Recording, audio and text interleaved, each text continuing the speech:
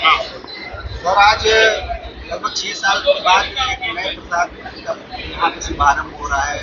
पहले भी प्रसाद था और अब में क्या परिवर्तन हुआ है और ये नौबत क्यों आई? आज विजयादशमी के अवसर पर ये बड़ा ही पुनीत अवसर है जब श्री काशी विश्वनाथ मंदिर का खुद का रेसिपी का प्रसाद एक स्टैंडर्ड रूप में यूनिफॉर्म रूप से शुरू किया गया है। श्री काशी विश्वनाथ ट्रस्ट के द्वारा लगभग 8-10 महीने पहले निर्णय लिया गया था कि शिव जी के ऊपर अर्पित होने वाली शास्त्रोक्त प्रक्रियाओं के अनुसार और ग्रंथों के अनुसार रिसर्च करके हम लोग एक रेसिपी तैयार करें और उसी का प्रसाद भक्तों में वितरित करवाएं।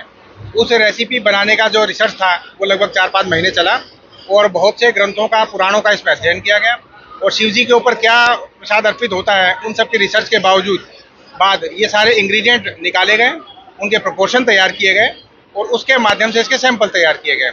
कालांतर में अमूल की फैक्ट्री चालू होने के बाद ये निर्णय लिया गया कि एक स्टैंडर्डाइज व्यवस्था के अंतर्गत अमूल के माध्यम से ही ये प्रसाद बनवाया जाए। तो बनास डेयरी जो अमूल में यहाँ पे लग गई है उसको बाद में ये सैंपलिंग करने का कार्य दिया गया। लगभग 40-50 प्रकार के सैंपल पिछले 3-4 महीने में तैयार करने के बाद अब ये प्रसाद का फाइनल रूप पिछले 10 दिन में आ गया है और इसके बाद इसकी पैकिंग आदि, शुद्धता आदि का सारा ध्यान रखते हुए ये प्रसाद तैयार किया गया है। मुख्य रूप से चावल के आटे से ये प्रसाद बना है। साथ ही इसमें विशेषता ये रहेगी कि जो बेल भगवान पत्र को बिल्व पत्र अर्पित होते हैं, भगवान श्री काशी विश्वनाथ के अर्पित बिल्व पत्र को लेकर उनका चूर्ण बना के उसका मिश्रण इस प्रसाद में करवाया गया है। तो इसका प्रत्येक लड्डू जो है वो लगभग समतुल्य है कि वो स्वयं ही जैसे विश्वनाथ जी पे चढ़ा हुआ हो। इसके स्वाद में और इसके रंग में वो दिखाई भी देगा और इसी के साथ चावल के साथ बाकी जो इंग्रेडिएंट है इसमें काली मिर्च के, लौंग के या अन्य चीज़ों के वो सारे मिश्रित किए गए हैं। इसके प्रोपोर्शन में और इसकी जो कंटेंट डेवलप करने में बहुत मेहनत लगी है।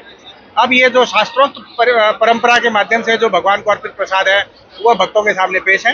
क्वालिटी स्टैंडर्ड इसके अच्छे रहे, इसीलिए इसमें अमूल को योगदान के लिए रिक्वेस्ट की गई थी। वे लोग शेयर्स तैयार हुए। उनके क्वालिटी स्टैंडर्ड इतने अधिक होते हैं कि हर बैच की टेस्टिंग होती है, जितने भी रॉ मटेरियल होते हैं उसकी टेस्टिंग होती है। इसमें जो शुद्ध देसी घी प्रयोग होगा वो उत्तर प्रदेश के ही किसानों के द्वारा जो दूध दिया जाता है अमूल की फैक्ट्रियों में उसी से निर्मित ये घी होगा।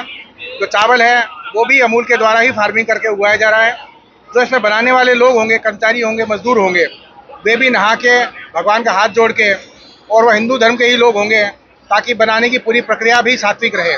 तो सात्विक रूप से बनाई गई बड़ी हाईली स्टैंडर्डाइज प्रक्रिया से गुजरा हुआ सारा मटेरियल यहाँ पे आएगा। भगवान को अर्पित होने के बाद वो काउंटर्स पे रखा जाएगा और इसके माध्यम से मंदिर प्रांगण में अमूल के काउंटर्स के माध्यम से ये सेल चालू की जाएगी।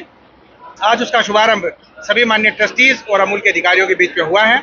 आज पहली भोग आरती जो विजयादशमी की थी उसमें प्रसाद अर्पित किया गया और भगवान को अर्पित करने के बाद ये भक्तों में सेल के लिए खोल दिया गया है। अब यही स्टैंडर्ड प्रसाद भगवान विश्वनाथ का बटेगा। कुछ महीनों तक ये केवल मंदिर में ही सेल की व्यवस्था रहेगी। बाद में इसको शहर के अलग अलग स्थानों पे भी अमूल के काउंटर्स के माध्यम से सेल के लिए उपलब्ध करवाया जाएगा। लेकिन ये सेल केवल और केवल अमूल के काउंटर्स के माध्यम से ही होगी। इसमें और किसी को फ्रेंचाइजी देने का काम या अन्य प्रकार से सेल का काम नहीं किया जाएगा ताकि इसकी डुप्लीकेसी से बचा जा सके। साथ ही कोई क्वालिटी पे प्रश्न उठे तो उसको भी टैकल किया जा सके।